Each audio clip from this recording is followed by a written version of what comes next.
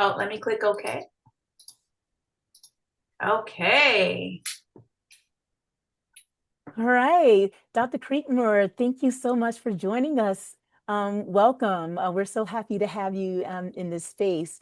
So let's open with the United States, designating English as the official language of the United States.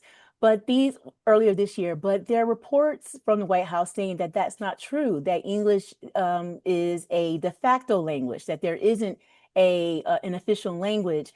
English is basically used for government, business, and education within the United States. And there's no federal law declaring English as the official language. But some individual states, actually 31 in US states, have declared English as the official language. New Jersey, New York, Connecticut are not those states. What type of implications does that bring forth from your perspective? Like what type of signaling? So at the government level, the federal level, because the executive order was issued to make English the official language, a lot of people who have long held that belief will use that to deny translation and interpretation services to immigrants. So it has already happened where the Weather Service is not translating the very important news of impending natural disasters and things like that. That's already happened. Hmm. That's been documented where they took that away due to the executive order. So I'm not saying the Weather Service wanted to do that, but any company that wants to cut costs and things like that, they could say, "Oh well, it's an executive order. We're not obligated to do this anymore." Hmm. So it really falls to the entity to continue the best practice of translation and interpretation. And that depends on the entity and their beliefs and their values. So that's where it gets tricky and that's where it gets gray. But you're right, de facto English has been the history of the country, Hmm. not the official, but that's the one that everybody operates under.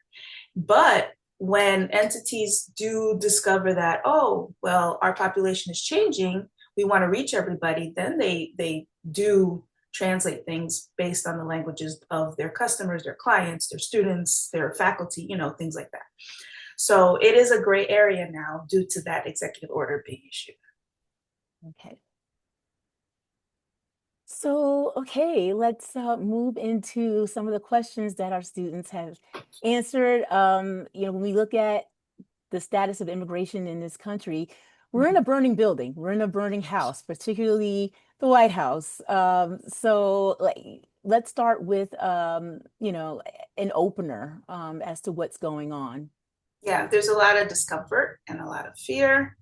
Um, the both the Obama and the Biden administrations have had large numbers of deportations as well, but the only difference I see is this fear and this just uncertainty of status where US citizens are being detained, where permanent residents are being detained. And I'm going to actually start with the differences in the status and the immigration status so people have a clear picture. But US citizens are not supposed to constitutionally be detained. Permanent residents are not constitutionally supposed to be detained. So there's people that are self-deporting just because they're afraid. They have legal status here, but they're like, well, if they're harassing U.S. citizens, what's going to happen to me? Because their status is a little bit different. So I'm going to start by sharing my screen and letting you Yes. letting Let, you know what the different statuses are, because not everybody knows. So I immigration. mean, as you said, like, I'm sorry to interrupt you, No, no. but, this really goes against the narrative that, oh, the United States, we're a nation of immigrants, that's our foundation. And then when you see these happenings, it's like, is that really the case? Yeah. And if you really go into it, so my personal story is we came to the United States, and we were undocumented, tourist visa expired, right? Mm-hmm. This was 20, 30 plus years ago. And it took us to get a work sponsored visa through my father's employment. Mm-hmm. It took maybe, I want to say, almost 20 years for that to happen. So if people say, oh, they just come here legally, just come here legally. Right. When you think about the experience of a parent with their family trying to bring safety to their family, and an option is to go to another country and stay there and abide by the laws, and you'll be okay, and eventually you'll have legal status and become full citizens. A lot of people choose that for the safety of their family. Mm-hmm. Instead of staying in their country for 10, 20, 30 years to wait to come, how people say, just come legally. It would take that long if they waited in their country. I've had cousins who have petitioned for sponsorship, and they had to wait 5, 10 years for their sibling, their brother, to come over with full permission before, so people risk coming here to start their lives and hoping it won't take very long, but it can take 5, 10, 15, 20 years. Right. And something that's not really talked about is the expense. Like, this is not, inexpensive. This is very expensive to, go through this process. I mean, in addition to the wait time, the amount of money that is spent. So it's an actual industry. And this has happened firsthand and secondhand. There are scammers who exploit immigrants, who say, oh, we can get you this documentation to get you on your way or speed something up or whatever. He'd give me $10,000, $5,000, and people fall for it, and they're preyed upon. And then they're just out all this money that they've saved, trying to speed up the process or trying to get to the next level closer to the permanent residency or the citizenship. So the people who were scammed or taken advantage of, can they receive any type of legal recourse? Like, can they hire like an attorney? They could. Okay. They could, but now they have no more money, so it'd have to be pro bono work, right? So all the money they saved was for that, and they can't hire a lawyer anymore out of their own pocket. So, yeah, legal aid is great, but legal aid is limited because how many attorneys are on staff to help pro bono? It's just limited, and versus how many immigrants need the help. So it's just limited. Yeah. But they're there, they're helping. So I wanted to go over some of these terms. An immigrant is someone who voluntarily leaves their country, like my family did. A migrant there's no formal legal definition for an international migrant, but it just means on the move. So lately in the news, people have been using migrant as an encompassing umbrella term for everybody. And it makes sense to use the word migrant. So when you see headlines, a lot of people are using migrant. Refugee is forced to flee due to persecution in their country, based on any of these things on the chart. An asylum seeker is forced to flee due to persecution, but doesn't ask for protection until they arrive. Okay? So the refugee program is currently paused. A refugee starts to ask permission in their country, and then they are completely vetted like no other migrant. A refugee is completely vetted for everything that you can think of, and they get approved, and then they come over. So their background has to be spotless. Spotless. Okay. Spotless. Okay. So I'm sorry. No, I was just going to add. So when the refugee program was paused, it was devastating because these people had already been approved. They had been vetted and approved, and they were no longer allowed to come. That was earth-shattering, heartbreaking, absolutely devastating, because they thought they were going to leave the persecution safely and come to the United States, and then it was completely taken away. So that was, yeah. So on my company, with my company, we're putting together more information on that because that is a very sensitive topic, Mhm. the whole refugee experience. And I wanted to devote ample time to reporting on it. So, Like it's interesting that you mentioned refugee because I heard that term used for actual citizens, like in the instance of like Hurricane Katrina, that happened like over 2 decades ago. I would hear her, Katrina refugees, and I'm like, but this happened on American soil, so how are they refugees? I think that when they did that, they were equating the experience of escaping something that was damaging Mhm. and not safe. I think that's why they use that term. So, and then the asylum seeker doesn't ask for protection until they arrive here. So anybody who flees from Cuba, Mhm. they just, I'm going to take the risk. I'm going to go to Miami, Florida, whatever. I'm going to land there. And that's when I ask for protection and please let me stay in America because I can't go back. So would that not be the case this happening during the Biden administration? Are these asylum seekers like came like with instance of New York, Texas, Yeah, they're asylum they're seekers. asylum seekers. Okay, when we would just where the news would just, label them as migrants. Mm-hmm. Okay. Yeah. So So the those are only thing, the difference between refugee and asylum seeker is a refugee gets vetted and approved before getting onto U.S. soil. An asylum seeker just comes here, takes the risk, and hopes that the U.S. will let them stay as an asylum seeker after the fact of them arriving on U.S. soil.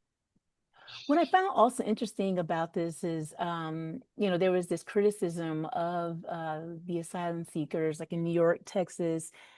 Um, there were reports of them like rejecting vaccinations.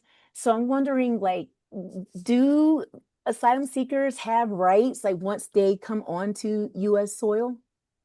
They have some limited rights, yes. Okay, so they can deny medications, immunizations, shelter. I don't know that the US would allow them to be part of the mainstream society without certain public health. That I would have to look up, but Okay. I doubt it. I doubt they would be allowed to be commingling without public health. But who knows? Maybe they do have that right to do that. That's a good question. So here on the left, a tax on the status. So green card means permanent residency, which lasts for 10 years before it expires. So that means you are a free citizen, not free citizen. You are free to do everything a citizen does here except vote. Okay. And then you apply and you take a test to become a citizen. And that's where you're fully naturalized, just like somebody who's born here. Okay. But that birthright citizenship is still up in the Supreme Court. The final decision hasn't happened yet. It's Mhm. still up in the air. They have a little bit of time. I think they said they would rule in June. But the executive order is questioning whether everyone born on US soil of non-US citizen parents, do they have the right to become citizens automatically just because they're born here? So that's in the Supreme Court right now. So even through marriage, if they marry a citizen, like can they automatic, is that an automatic? Like can a migrant or Yeah, if asylum? they marry a US citizen, they can apply for their own citizenship and it takes a couple of years before it's approved. Oh, so it's not automatic. No, just because you get Oh, married does no. Mm-mm. okay. You're in Okay. a status of being married to a US citizen, and then it takes a couple of years for your process and your application for you. Usually in the past, it's been about 5 years. Mhm. And then you take the US citizenship test, and then you become naturalized because you married a US citizen. Okay. Now, recently, they've been harassing those partners who or not do not have the naturalization yet, but are still married to a U.S. citizen. That status is in question too. So yeah, and then the child of a couple like that, Mhm. he's questioned the administration is questioning whether that child is automatically a U.S. citizen if both. He's definitely questioning if both were not born in the United States. I don't know if it's in question if one is Mhm. and one isn't. Does that affect the birthright citizenship? So that is still in the Supreme Court. They have not decided on that yet. I'm waiting, and I will report on it as soon as I find out. Okay. There are other cases, humanitarian parole, temporary protected status. There are countries where the person who has fled to come to the United States, depending on what country you're from, you have certain rights because they can't send you back. But the administration has been altering long-standing countries who have had, upheaval, violence, and things like that have been granted temporary protection status, and now they don't. So now the ruling is just send them back there. There's nothing going on there. Everything's fine, and they've been temporary protected status for no reason, or whatever the argument is. They've removed TPS from certain countries who have had it for years, like Haiti, for example. Right. I believe they still have TPS, but other countries, they've been removing it so that they don't have to accept or protect or give any status to anyone undocumented here from those countries. Okay. And undocumented is the best term, as opposed to illegal aliens, which is the term that you might hear on the news, but undocumented people is the preferred term, the more humanitarian term. Okay. Yes. All right. So is it because alien just sounds like you're taking the humanity out of it? I think so. You're like designating someone as an alien. It's like you're othering someone who's clearly a human. Yeah. Okay. And a lot of the laws that the administration is using to defend their positions now, they're from 1950s, 1940s, 1930s, and they have the word alien in them. So the Enemies Alien Act, that's where you could just send people away if they're a threat to the country or have been deemed, not safe or dangerous. He's using that. That's from 1952, I believe. And in the name, alien is in the name. So we're kind of outdated with our terms because of the laws that he's citing. So undocumented people is preferred. Right. And we're children of the 80s and 90s. And I don't know if you recall, but I do, like, filling out applications and seeing the word, are you an alien? And being a kid, I'm like, what is that? Why are you asking? Like, there's aliens? Like, I thought we're all humans. I just found that, just so, like, I just find it so disrespectful. I'm like, why would you, consider a person an alien? But human evolution, here we are. Yes. But as far as to the chart that you previously presented, when it comes to when you're leaving a country via aircraft, and who foots that? Is that up to the the undocumented persons, or is that something that the hosting country takes care of? The actual flight? Right, like the flights, it depends if you're a refugee or an asylum seeker. If you're an asylum seeker, you paid your way or did however to get to US soil. Well, even if I'm fleeing for safety, I have to have the resources in order to leave. Yes. A refugee, I'm not sure if that's subsidized. It may have been in the past. I know for sure it's not now because they're not accepting any more refugees. Permanently or temporarily? The U.S. program is currently paused. We don't anticipate it will restart anytime soon. Now, this is from NAILPA, National Association of English Learner Program Administrators. I got this from them. I did not create this myself. And it's from immigrantsrefugeesandschools.org. Just for everyone's reference. Now, to highlight your students, high intellect, high curiosity, and I was blown away by these questions because, yes, right? Weren't you too? Yes, they were, just absolutely just extensive. And I was just really impressed about the empathy. Undercurrent of empathy when, how the group, just presented the question, and it's just so genuine. And I just really appreciated just the empathy and the, the delicateness in asking the questions. So I'm really appreciative of that. Me too. Me too. It was a breath of fresh air as opposed to a lot of the rhetoric that you hear on certain with certain articles, going in the comments and reading what people have to say. This was very humane, and I appreciate that from all your students. Thank you so much. So I was going typing away to make sure I answered them to the best of my ability, because I just wanted to give you that attention because the questions were so great. So thank you. Yes, and we're very appreciative. So I categorize them by family, teacher, government, and school community. Mhm. So one of the questions talked about making sure immigrant families are being told and being aware. So like I had talked earlier about translation, and the question came up about interpreting things.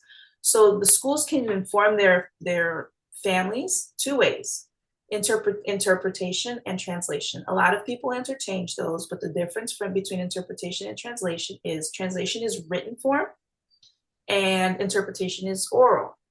So I've participated in a lot of meetings where they hired an interpreter over Zoom, over, whatever, a web call, to interpret for the family, which is oral. Okay. And there are services for translation, which is sending flyers home in their heritage language so that they can read all the information. You may or may not know, at this level of undergraduate students, if you're not a parent, there's a lot of written communication, emails, the school websites, things like that. So the school does put forth the effort, or should put forth the effort if they have multiple languages, to have the website translatable, to have all the flyers go home in their language.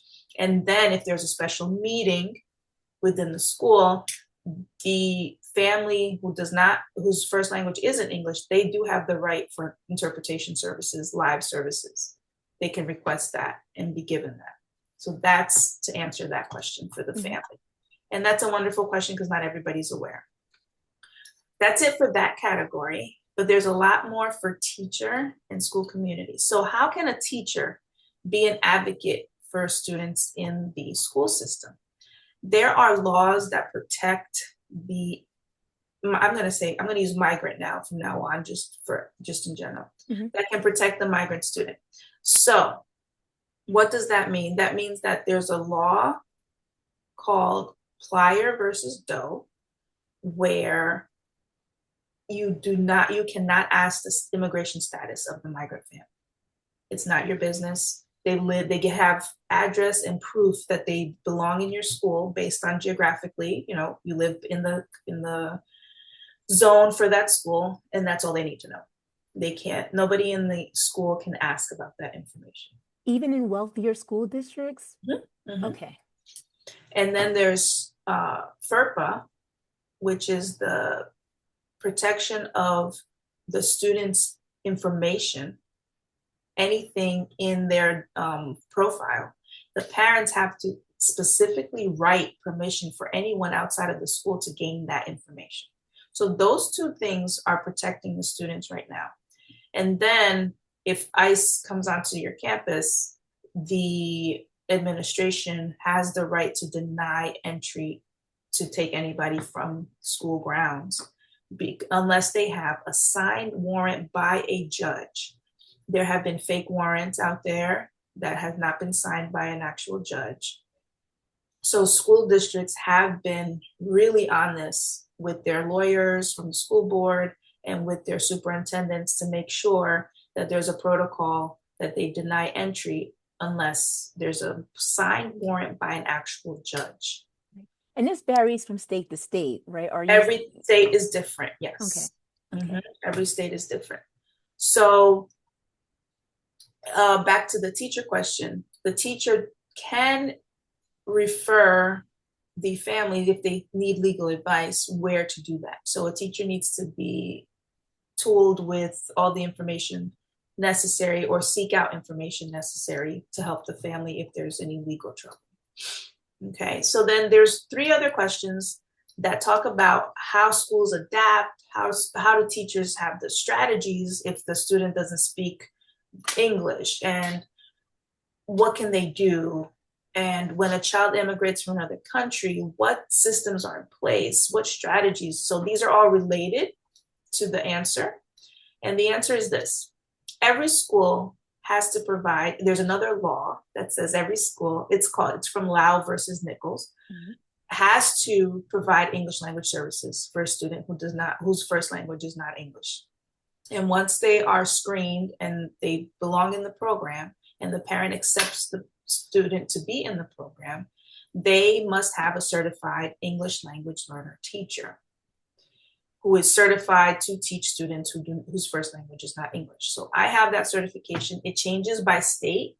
I went through a master's degree to get the certification, and I can also teach bilingual because I can speak other languages, and I got certified in that. You have to take a language test to get that certification. But in other states, you can just take the praxis for ELLs and add that to your certificate, and that gives you full certification to teach ELLs.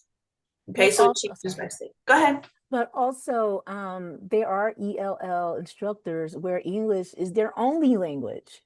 Yes, that is, yes. So that's a great point. You do not have to speak more than one language to be an English language learner teacher, Mhm. just to let you know. But doesn't that create a conflict? Because, okay, you speak English, but you don't, if English is your first language, you don't have the lens of what it's like, to not have English as your prime language.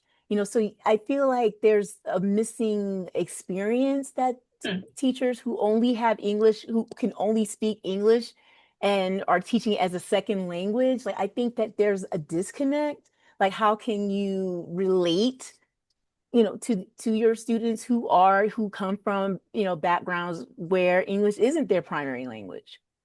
That's a great point. So I do have an insider advantage because I was an English language learner student. Back in the day, the term was ESL, and I'm going to Yes. transition to my chart that I'm handing out to your students as well. Mhm. The different terms for people like me, or someone who comes from another country and is learning English as a student. But I was considered ESL, so I do have an insider experience, like you said. However, when I do workshops, which is what Education Mosaic does, our company does that, where I like to start out by speaking Portuguese to them. And that's the information that I'm giving. And I'm, saying, oh, vocês são professores. So generally, nobody understands what I'm saying. And then I transition. This is what your student is experiencing. So you're right. An experience, having that kind of gives them oh, okay, this is what it's like. Right. Or you can say, have you ever gone to another country that doesn't speak English? And what do you have to do there? And how frustrated have you been? So you can give situational and experiential workshops to kind of touch on that, what you just said, because that's a great question. Right. But there's a difference in that. It's like if you're going on, vacation, like to visit, you're coming back to your home country and speak, your native tongue. Whereas people, who are, English language learners, that's their life. This is what their experience. This is their reality right now. Like the 24 hours, 7 days a week. Whereas a person who's going to another country, it's, the duration is much more limited unless they're there for an extended amount of time. But I think that there's a difference. There is. Right. There's a clear difference, and every teacher comes with their personal experiences into their teaching. I don't think you could separate your personal identity when you're a teacher. Mhm. I can't, which is why I'm in this field, because it was my experience. So I wanted to continue to give back to and advocate for families like mine. So those teachers just need to adapt and have that empathy, like Right. you brought out at the beginning, for those students. Right. And So adaptability isn't measured. Like it's something that's lifelong because you're dealing with lives. mhm. So, it's not like, oh, a year after being a teacher, I, would have mastered, teaching this. subject matter. And I just don't think that's the case. I don't think that's the reality of it. Now, anytime you're dealing with cultures or different ethnic backgrounds, different races, it's always a continuum of learning. Mm-hmm. You're never at the pinnacle, like I'm done. There's nothing else I need to learn about the race of my students or my race in relation to their races or my culture in relation to their cultures. There's a communication there. So Mm-hmm. I've taught in predominantly Black and Latino schools, and hey, that's my wheelhouse, right? I'm an insider there. But then I've taught in predominantly white European background, higher income schools. Mm-hmm. That isn't so. How does my culture interact with their culture? So there's an interaction between cultures as well, not just identifying what the students are, but Right. your cultural identity and your information about who you are in relation to who's in front of you. That's part of being culturally responsive, by the way. That's a freebie for your students. Mm-hmm. So just quickly, I want to go over common terms, and you can find me on Instagram. Our company is Education Mosaic, but the handle is at EdMosaic LLC. So English language learner, that's the term commonly used right now. The US government uses ELL now. An English learner is similar, but sometimes it's used interchangeably just if you say an EL program. So English language program. Multilingual learner is my preferred term. So anytime you're looking at Education Mosaic material, I'm going to say multilingual learner. It's a student who speaks multiple languages, and it emphasizes language diversity and asset-based approach, not deficit. Mm-hmm. So if you say what I used to be called 20, 30 years ago, an ESL student, it's English as a second language, which is more deficit thinking because the goal is to speak English, and you can or can't forget about your first language, but we don't care because we're just focused on the English. But multilingual learner, there's an asset-based approach because you're like, well, you speak Portuguese, keep that. We're teaching you English now, keep that. Mm-hmm. So that's why I prefer multilingual learner, because every language is valuable, not just English as a second language. Okay. And then dual language just means you're learning both simultaneously. So there are a lot of schools who have dual language programs, mm-hmm. which they do teach. A friend from high school, all his kids went to Chinese dual language, and they speak English and Chinese. I'm sorry, I think it's Mandarin. Mm-hmm. Mandarin. And that's the dual language that they're going through. There's more. This one is very deficit-based, limited English proficient, LEP. You'll hear that too. Mm-hmm. It's not preferred because you're saying you don't speak English and that's bad. So that's another one. Culturally and linguistically diverse. So if your culture and your language is different from the dominant culture. So that speaks to a combination. So there's culturally diverse, mm-hmm. where they're mainstream students, but then if you add linguistically, that their first language wasn't English.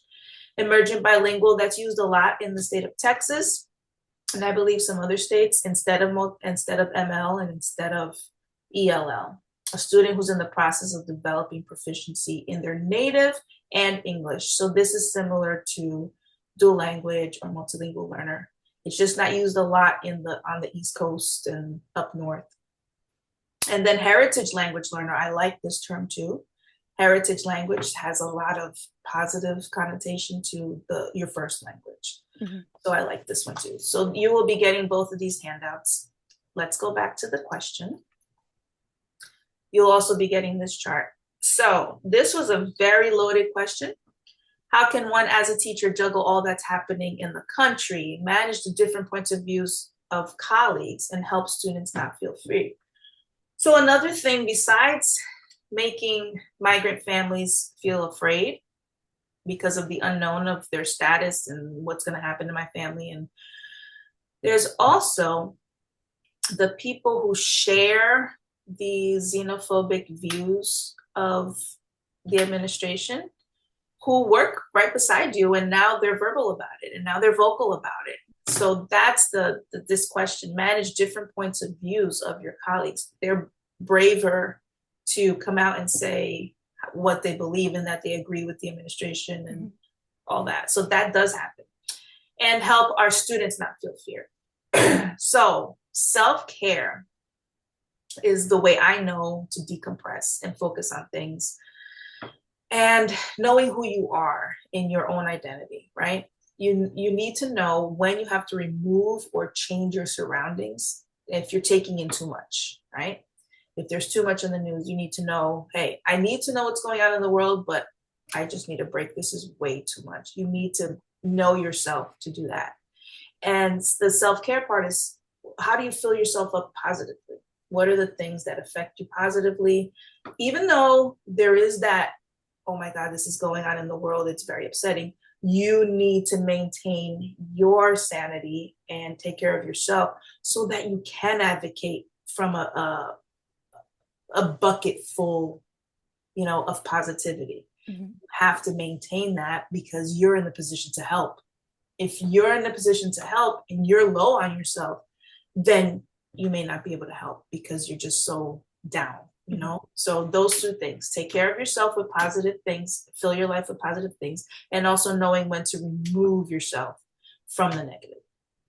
But to answer this question specifically, as a country, take in necessary information. So Education Mosaic, we do a weekly recap of what's going on in the news. And the reason it's weekly is because I, as the reporter, cannot do it every day because it's just too heavy. And I'm going to be honest about that. It's a weekly wrap. It's a weekly recap. If there's something very poignant, like that Supreme Court decision, I will, not do it on that weekly day. It's usually Wow News Wednesday. And I say it's Wow News because wow can have multiple connotations. You can say, wow, or you could say, wow, So I call it Wow News Wednesday because, hey, ever since January, we don't know what's going to get thrown at us. What kind of wow is it today, right? Right. So, and with your colleagues, I will stress to be professional, but don't engage in topics that you're passionate about and that are triggering for you. Just step out of it because it's going to linger with you even after the conversation's over. And you don't know how you're going because you're so passionate about it. You don't know exactly what you may say or do in that instant.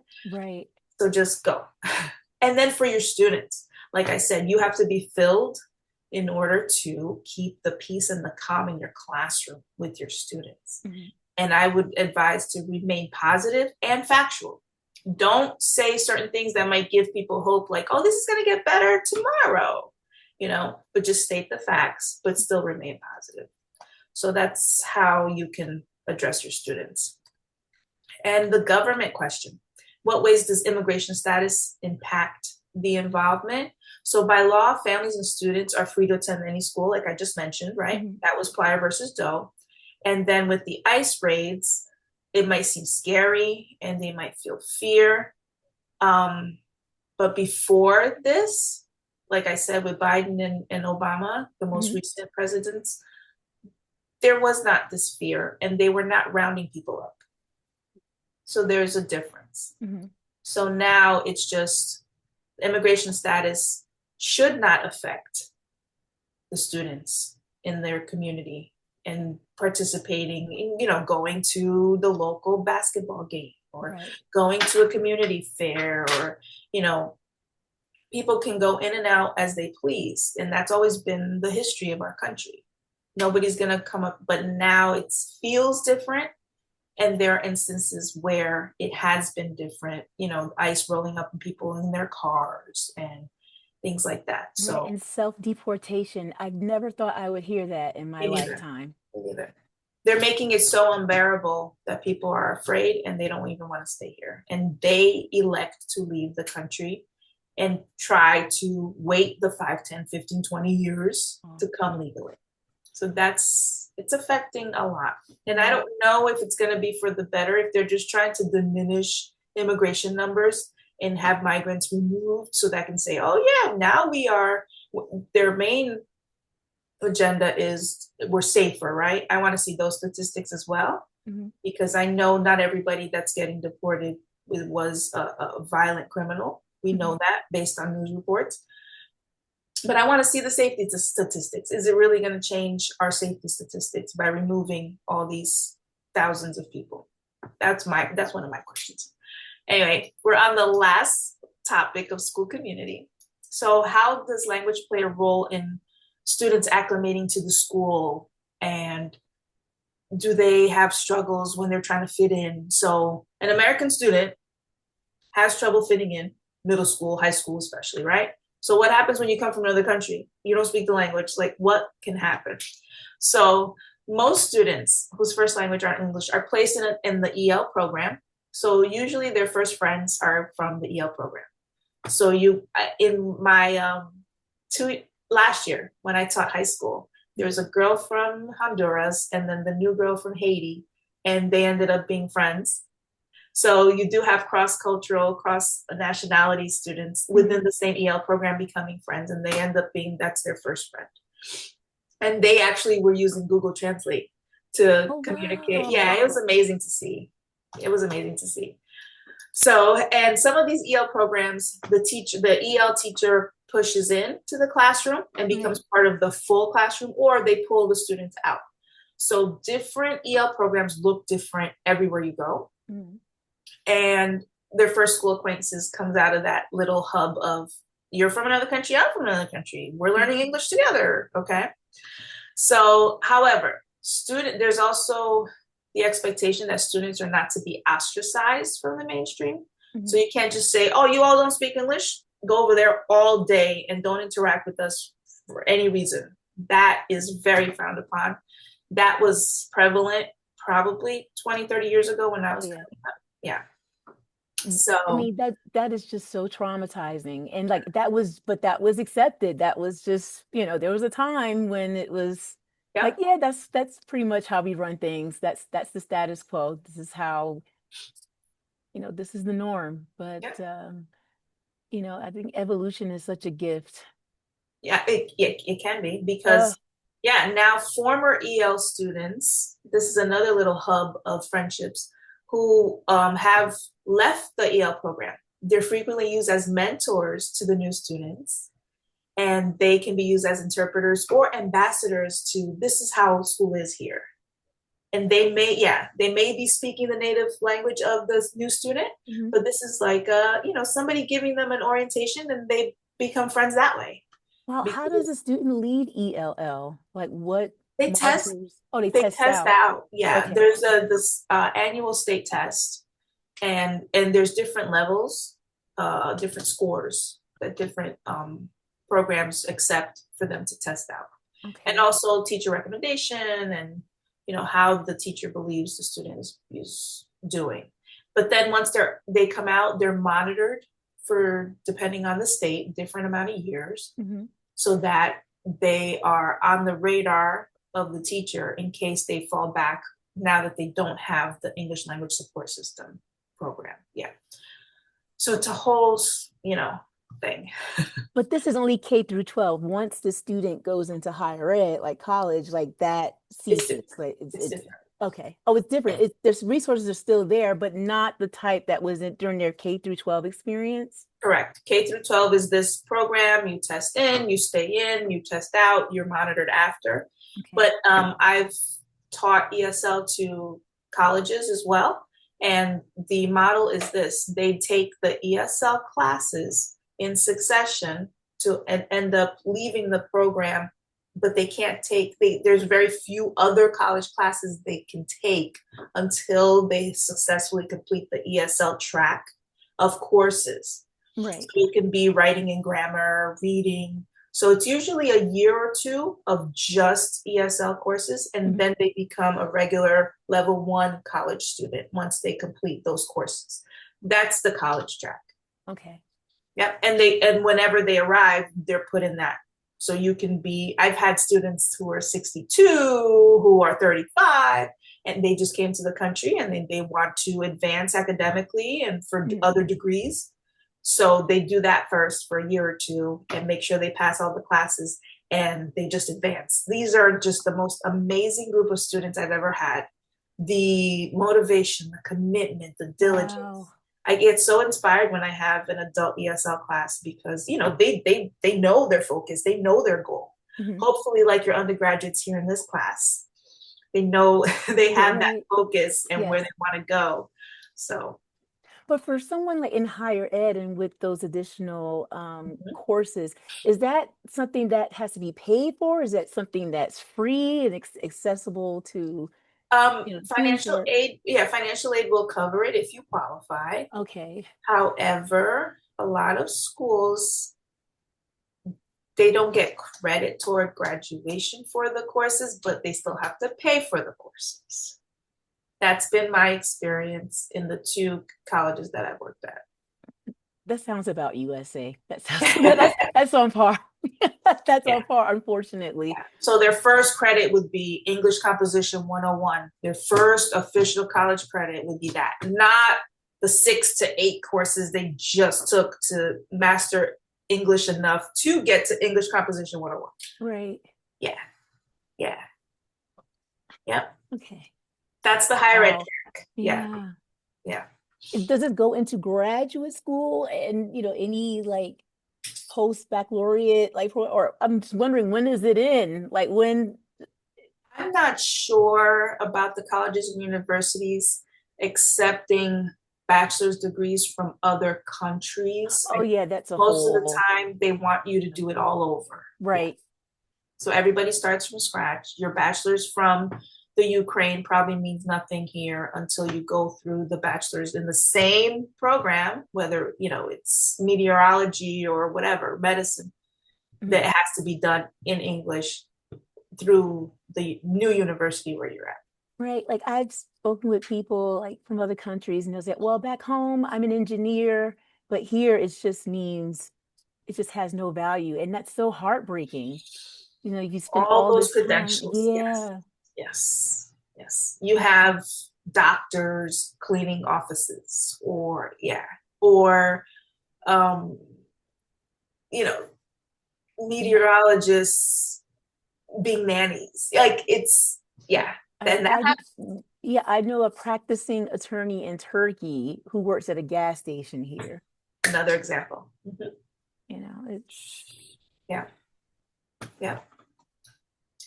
So, how does immigration or does immigration affect the student's content that they're learning in the class? If a student moves to the US from a different country and has had experience and what grades that they've completed. So, that was a great question. And I'm going to use my sister as an example. mhm, So, students come from their native countries with different school experiences. Some with no school at all, some with very little schooling, and others have already taken English in their country, right? And they come from the best schools that their country can offer. So you have all those different levels of not just knowing English, but of being a student. mhm. So, like being a student is a thing in itself that you have to learn how to be in school and things like that. So some students come with no school experience whatsoever.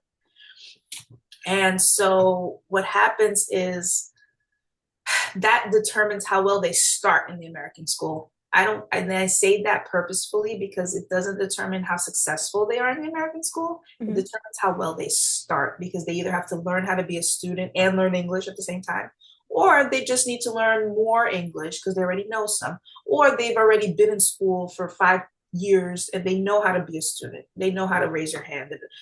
There are things that some students know and some students don't. So their start in an American school is determined by their experience in their country.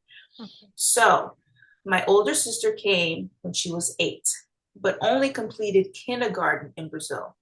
And then they placed her in second grade by her age. And she did fine in school, even though she skipped first grade. Mhm. So that's a firsthand example.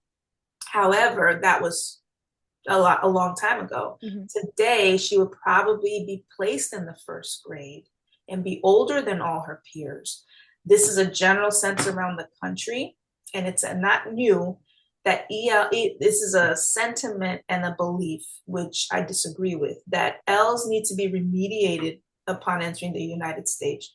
which means they should start out a grade lower until they learn English and possibly the American school culture and level.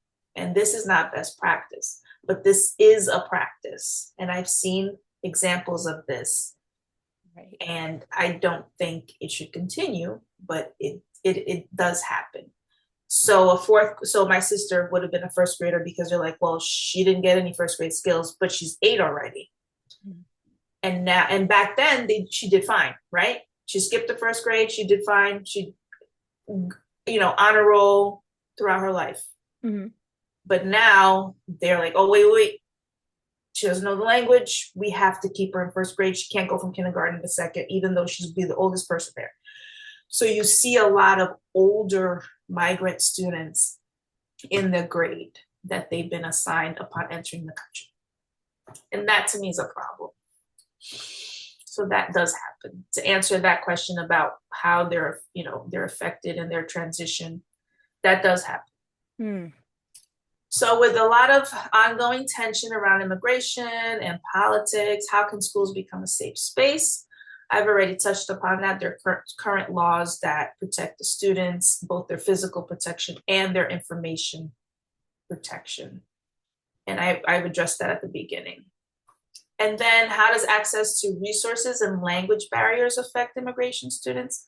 This is a recap of every school providing EL services. They need to have the right teacher who's certified. But also, I want to add this, as a consultant who provides professional development for teachers, I'm responsible to educate the teachers on cultural sensitivities to their students, including their immigrant students. But this doesn't mean the students won't come across adults who could treat them negatively.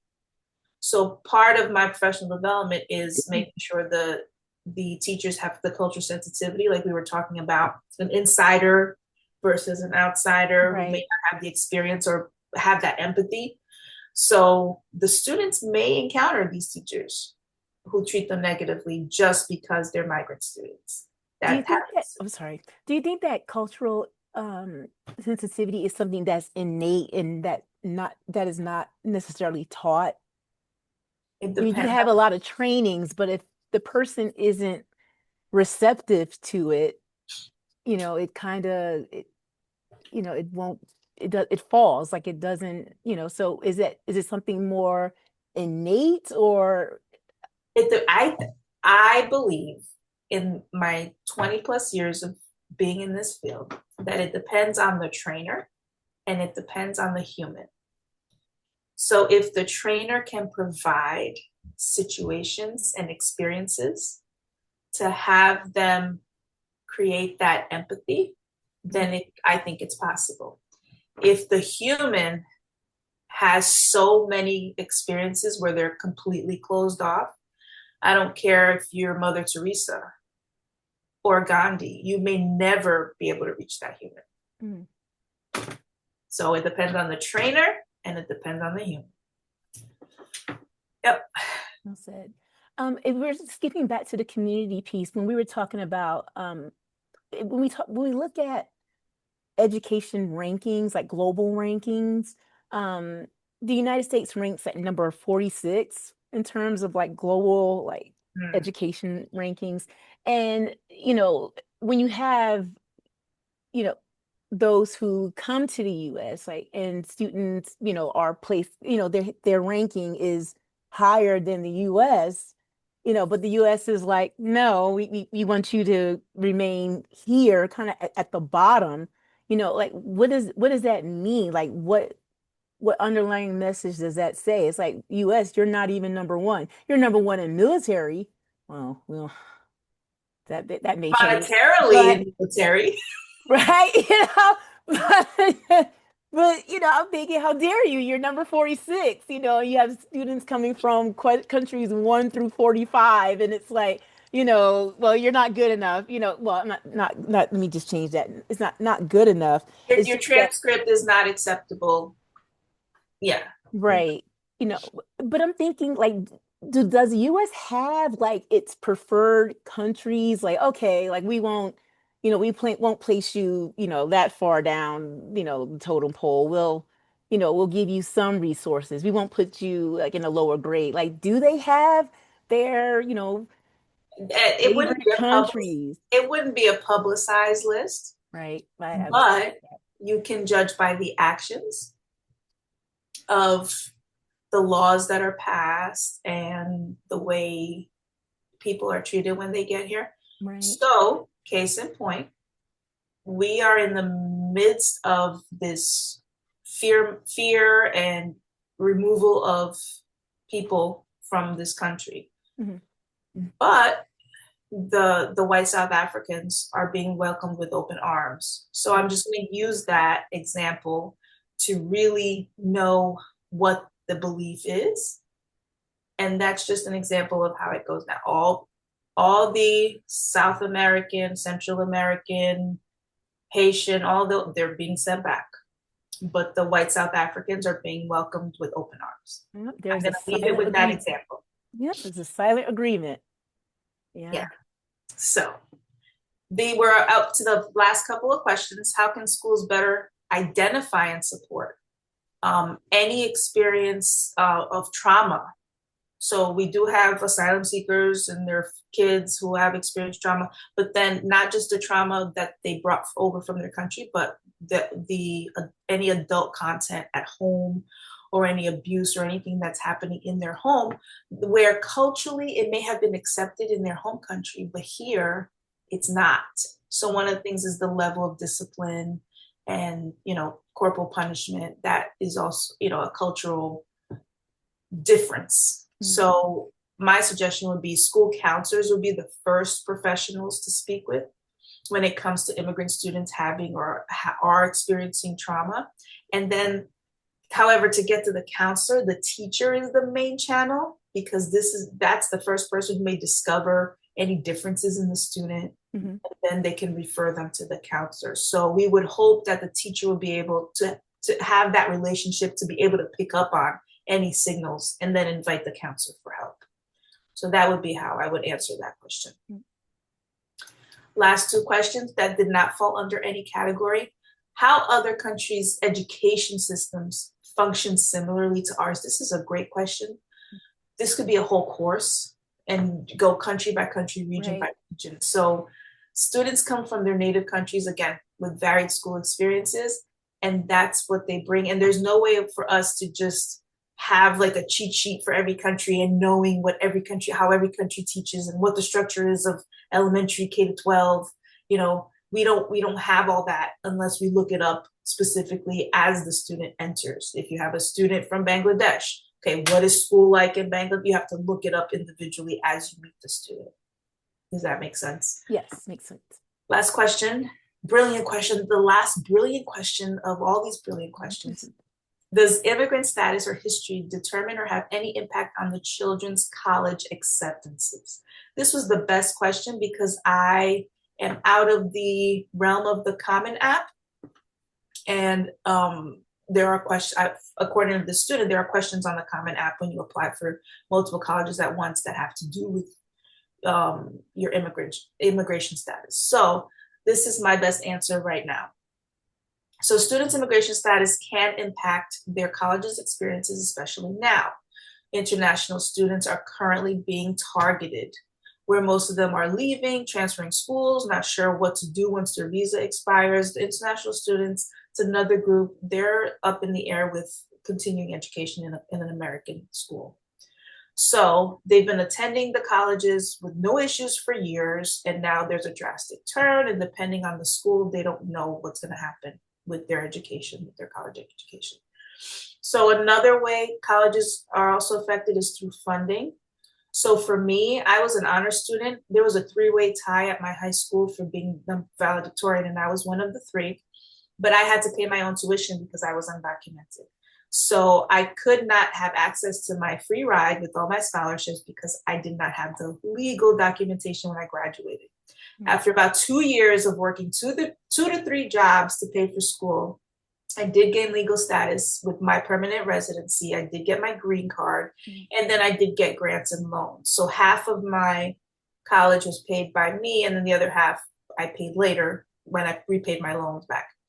So, and I also did teachers. I got a teacher loan forgiveness of $5,000 removed from my loans after teaching in a high need area for 5 years.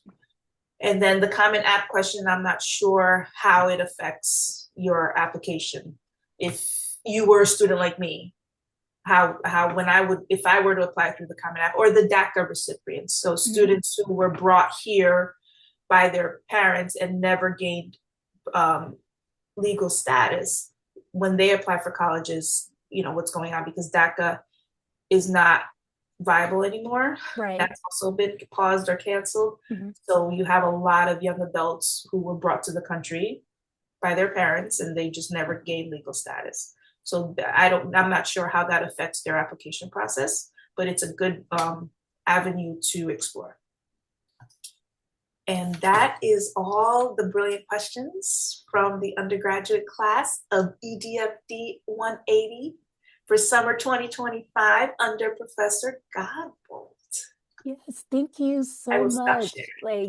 This has been just amazing and so extensive, and I've learned so much. So I feel grateful, and I know my students feel grateful as well. Thank you so much. And then the charts will be available on Canvas, available for students to review, and there will be an embedded assignment inside this video as well. How can students reach out? We have budding educators, and you have all this wealth of knowledge. So if you could please share about Education Mosaic, what you do. Yes. Yeah. Like I've said, I'm just a snapshot. I am a professional developer for teachers and providing workshops for university students like yourselves who want to be teachers. And I'm an advocate for multilingual families as well. So on my social media, my website, and I will send you my email as well, if you have any questions. So any population that I interact with, you kind of get access to me via email and things like that for free. And then, you can always subscribe to I'm on LinkedIn, find me on LinkedIn, and Instagram and Facebook is the main hub for my news. And then I do teacher tips on Tuesday, just to see if you want to get to know what it's like to be a teacher. There are things in there too. And then I just give out information for free on my website and things like that. So there are courses. There's an e-course in development, and there's an ebook in development, but the basics of English language learners and migrant families. So that'll be available for purchase in the summer. Okay. And then my final question is, we're teens and kids of the 80s and 90s. Like, what stark difference, do you see back then versus now? So that's a great question, and I'm going to try to keep it short for the students who are watching this in one shot. Depending on what region of the country you are, there is more acceptance and more progressiveness for multilingual families. So I know Brenda from New Jersey, obviously, but I'm now located in Virginia. So Virginia is not the same as New Jersey because the population is not as robust for migrant families. There are less migrant families here than in New Jersey. So the space of acceptance and just cultural differences around here is a little bit different than in New Jersey. So it's a regional answer to your question. That makes sense. I totally get it. Wow, what a ride. Thank you.